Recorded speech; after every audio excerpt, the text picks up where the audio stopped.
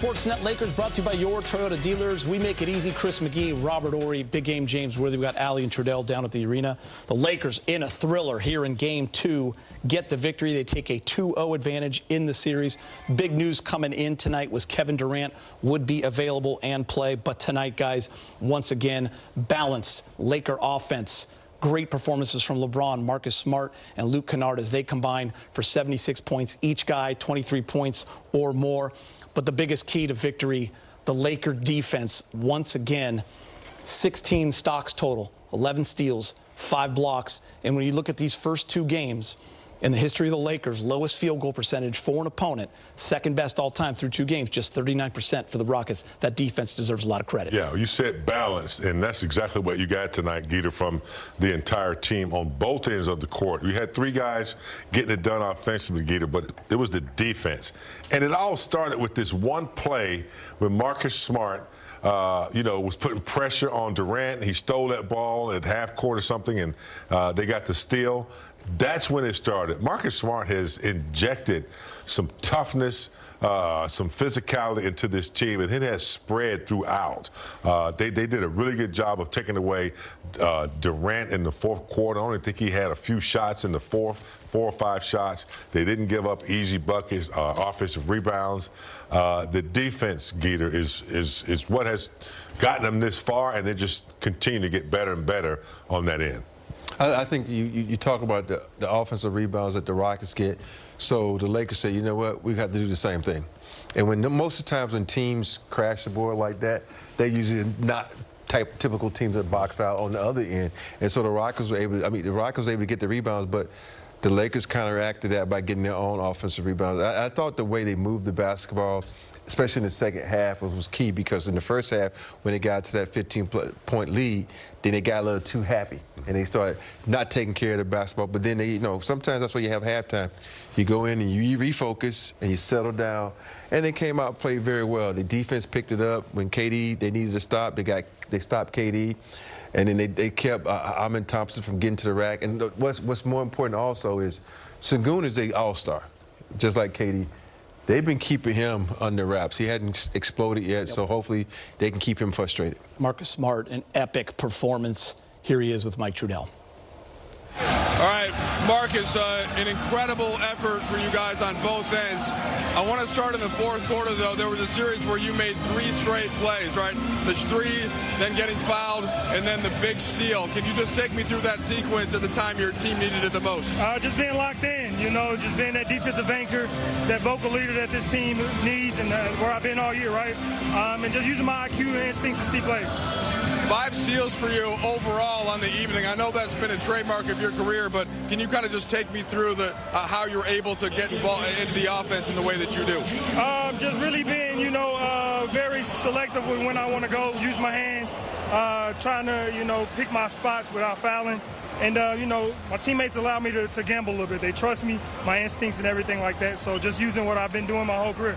All right, so we go back to the first quarter. You hit a bunch of threes, and it really kind of got the team going there. You end up with 25 points, 1 short of your season high. Did you just feel that the team needed that boost on offense, considering Luka and Nasser remain out? Yeah, exactly. It takes a collective effort. We've been saying that ever since those guys went down.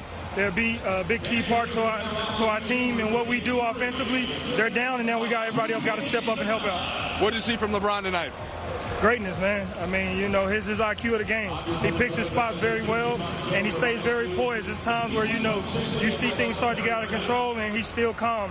And, that's what happens when, you've been in this league for 23 years doing what he does and been making plays the way he's playing and being great as he is. So we appreciate him. Last one for you. Not sure many people would have had you guys up 2-0, just considering the guys that are out. How were you able to do that overall, and what does that mean as you now go to Houston? Continue to elevate each other. We understand that we're down, like I said, but we got other players on this bench and other guys that can play, and that's just opportunity. So we're looking forward to get to Houston. We're playing against a really good team. KD's back. We know what he brings. We know what this team brings, and we know going back in their home court is going to be a challenge, and we're ready. Thank you much. Thank you. Marcus Smart, what a game. And this Laker defense, remember, up until the All-Star break, they were 23rd in the league in defensive efficiency. Moved all the way up to 13th post-All-Star break. Lowest opponent field goal percentage in the first two games. 2026 first round, there it is. Tied for second best with the 1995 Lakers in the Seattle series. 39%. And by the way, Rob, you guys played pretty good D in the first round of your three-peat there against Portland when you absolutely smashed them and swept them in 3. And you guys both brought this up. Kevin Durant came out absolutely on fire. He was 4 for 5 with 11 points in the first quarter. He got to the free throw line. He had 20 at half. He ended up with just 23 points, one field goal. One field goal there in the fourth, just 1 for 4, James. Defensively, they figured out a way to take away his sweet spots after he got going. I noticed that there was always kind of like not a trap, but someone stunting, helping. They wouldn't let him go to his right hand to get that shot that he wants. I just thought, they kept mixing it up. Sometimes they had, Rui on it. Sometimes they have Marcus Smart was playing. They just did a good. See right there, he came over right when he was getting ready to get into his threat area. That time, Kennard was on him, so they did a good job of poking at him, stunning at him, not letting him be comfortable with where he was trying to get to with the ball. And Rob, it's mixing up the coverages, right? Second half, more blitzes, more double teams on KD. We saw that during the season as well. And you force them into making some bad decisions, and also a cold shooting night from 3 again for the Rockets, just 24%, 7 of 29. The defense was so great in the second half. And of course, you can't play that in the first half too, because you can go in and make halftime adjustments. And what they do is they go with a two-man trap and they immediately jump into a triangle. You get a guy on the free throw line, you have 2 guys on the box. But the best part about that is the communication they have. They get out there, they running these guys off the three-point line. They're actually contesting the shots and hoping that they make the extra pass. That way their defense can recover. Sometimes you want teams to make the extra pass if you're the offense, so the ball will outrun the defense. But in this case, the way the Lakers are swarming defense, that extra pass actually plays into their hands because they're out there to cover it and contest it.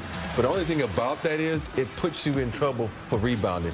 And that's the one thing we do show. But I'd rather you be in trouble rebounding than let these guys get hot from 3. And let's give the Lakers credit in that area. We said they had to be much better. They were tied with the Rockets in rebounding after the third quarter. Now, the Rockets won the rebounding war by 5. They also, if you look at this box score, 17 offensive rebounds for 21 second chance points. 7 of those offensive rebounds came in the first quarter. So in the second and third quarter, it went down to 3, went down to 2, and then they had 5 in that decisive fourth quarter. So the Lakers did a much better job on that end of the court. All right, I want to show you guys this because offensively there was some brilliance for these Lakers. We talked about it without Luke and AR. It's going to be collective. LeBron is going to do his thing. In game 1, you have all 5 starters in double figures. You had the big game from Luke Kennard. Well, Luke Kennard backed it up again. 23 points, 3 of 6 from 3. He also had the 3 rebounds. Marcus Smart, 25 points, 5 of 7 from 3, clutch at the free throw line, 7 assists, and what's not on that board, 5 steals. And then LeBron, 28 points, 8 and